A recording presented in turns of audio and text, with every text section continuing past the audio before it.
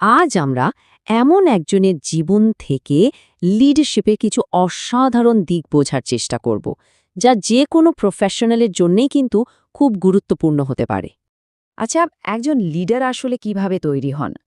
কোনো বিশেষ পরিস্থিতিতে, সংকটের মুহূর্তে, নাকি সচেতন কৌশলের মাধ্যমে? আসুন ইতিহাসের অন্যতম এক শ্রেষ্ঠ নেতৃত্বের যাত্রার মধ্য দিয়ে এর উত্তর খোঁজার চেষ্টা করি। তো চলুন শুরু করা যাক। মুসা আলাইহিস সালামের গল্পটা শুরু হচ্ছে খ্রিস্টপূর্ব ১৩ শতকের মিশরে ফিরাউন রেমেসিসের শাসনামলে। মানে শুরুটাই ছিল একেবারে অসম্ভব এক প্রতিকূলতার মধ্যে দিয়ে। তার লিডারশিপের শুরুটাই কিন্তু একটা অদ্ভুত বিরোধাভাস দিয়ে। ব্যাপারটা ভাবুন একবার, একজন বনি ইসরায়েলি শিশু, যার জন্মই হয়েছে নিজের জাতিকে বাঁচানোর জন্য, তিনি কি না বড় হচ্ছেন ঠিক সেই শাসকের রাজপ্রাসাদে, যিনি তার পুরো জাতিকে নিশ্চিহ্ন করার আদেশ দিয়েছেন। আর ঠিক এখানেই ফিরাউনের স্ত্রী আসিয়া রায়ের একটা অসাধারণ কৌশলগত আর মানবিক সিদ্ধান্ত পুরো খেলার মোড় ঘুরিয়ে দেয়। এই একটা পদক্ষেপ শুধু মুসা আলাইহিস সাল্লামের জীবনই বাঁচায়নি, বরং তাকে ক্ষমতার একেবারে কেন্দ্রবিন্দুতে বসিয়ে দিয়েছে, যদিও তিনি সেখানে সারা জীবন একজন বহিরাগতই থেকে গেছেন। কিন্তু প্রাসাদের জীবন তো আর চিরস্থায়ী ছিল না। একটা আবেগপ্রবণ ভুলের কারণে, ঘটনাক্রমে একজন মিশরীয়কে হত্যা করে ফেলার পর তাকে সব কিছু ছেড়ে ছুড়ে নির্বাসনে যেতে হয়। শুরু হয় তার জীবনের এক নতুন অধ্যায়, এক দশকের পরিচয়হীন জীবন। তবে এই নির্বাসনটা ঠিক শাস্তি ছিল না, বরং এটা ছিল তার লিডারশিপের জন্য একটা গুরুত্বপূর্ণ পাঠশালা। রাজদরবারের জাঁকজমক থেকে বহু দূরে তিনি এখানে বিনয়, সেবা আর প্রতিশ্রুতির মতো গুণগুলো শিখেছেন, যা পরবর্তীকালে তার সবচেয়ে বড় শক্তি হয়ে ওঠে।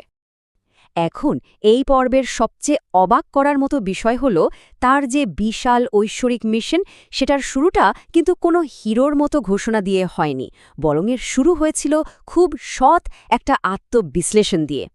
দূর পর্বতে যখন তাকে সেই বিশাল দায়িত্ব দেওয়া হলো, তখন তার প্রথম কাজ কি ছিল জানেন? তিনি সবার আগে নিজের সবচেয়ে বড় দুর্বলতাটা স্বীকার করে নিলেন, তার কথা বলার জড়তা। আর এটাই তো একজন অসাধারণ স্ট্র্যাটেজিস্টের পরিচয়, তাই না? নিজের সীমাবদ্ধতাটা বোঝা এবং মিশনের সাফল্যের জন্য সঠিক দক্ষতার মানুষ দিয়ে টিম গড়া, এটাই ছিল তার প্রথম স্ট্র্যাটেজিক মুভ। আচ্ছা, এবার ফেরা যাক মিশরের ঘটনায়। মিশরে ফিরে আসার পর তাকে সরাসরি দাঁড়াতে হয়েছিল সেই সময়ের সবচেয়ে ক্ষমতাধর শাসকের সামনে। এটা ছিল এক কথায় একটা হাই স্টেকস কনফ্রন্টেশন। ফিরাউনের জাদুকরদের বিরুদ্ধে তার কৌশলটা ছিল দেখার মতো। তিনি কিন্তু আরও বড় কোনো জাদু বা বিভ্রম দিয়ে জবাব দেননি, বরং তিনি এমন এক অকাট্য সত্য তুলে ধরেছেন, যা সমস্ত মিথ্যাকে এক মুহূর্তে চূর্ণ করে দেয়। আজকের দিনে এর শিক্ষাটা কি?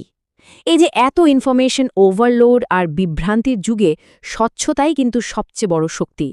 কিন্তু লিডারশিপের সবচেয়ে কঠিন পরীক্ষাটা তখনও বাকি ছিল। পালানোর পথে একদিকে উত্তাল সমুদ্র আর অন্যদিকে ফিরাউনের বিশাল সেনাবাহিনী। তার লোকেরা তখন ভয়ে আতঙ্কে দিশেহারা, নিশ্চিত ধ্বংসের সামনে দাঁড়িয়ে।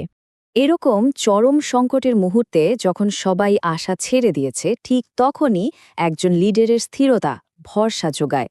তার সেই অবিচল বিশ্বাস আর ঐশ্বরিক নির্দেশে নেওয়া একটা সিদ্ধান্তই সেই অসম্ভব পরিস্থিতিকে একটা কিংবদন্তি তুল্য বিজয়ে পরিণত করেছিল। আর শুধু তাই নয়, ১২টা ভিন্ন পথ তৈরি হওয়া এটাও দেখায় যে একজন ভালো নেতাকে তার দলের প্রত্যেকটা অংশের জন্য আলাদা করে ভাবতে হয়। কিন্তু স্বাধীনতা পাওয়াই তো আর গল্পের শেষ ছিল না, বরং বলা যায় এখান থেকেই শুরু হয় লিডারশিপের সবচেয়ে কঠিন চ্যালেঞ্জ, মানসিকভাবে বিপর্যস্ত, বিশৃঙ্খল একটা জনগোষ্ঠীকে একটা জাতি হিসেবে গড়ে তোলা। এই পর্বটার জন্য দরকার ছিল অবিশ্বাস্য ধৈর্য, যাকে বলা যায় একটা ম্যারাথন লিডারশিপ। ৪০ বছর ধরে একটা অস্থির সম্প্রদায়কে মরুভূমির কঠিন পরিস্থিতির মধ্যে দিয়ে নেতৃত্ব দেওয়া, এটা কোনো সহজ কাজ ছিল না। এমনকি তার অনুপস্থিতিতে যখন সোনার বাছুরের সে বিখ্যাত ঘটনাটা ঘটল, তখনও তার সংকট ব্যবস্থাপনা ছিল একেবারে টেক্সটবুকের মতো। তিনি ফিরে এসে একদম সুস্পষ্ট ৩ ধাপের একটা প্রক্রিয়া ফলো করেন। প্রথমে পরিস্থিতিটা বোঝা, তারপর সমস্যার মূল হোতাদের জবাবদিহি করা এবং সবশেষে পুরো দলটাকে তাদের মূল লক্ষ্যে ফিরিয়ে আনা।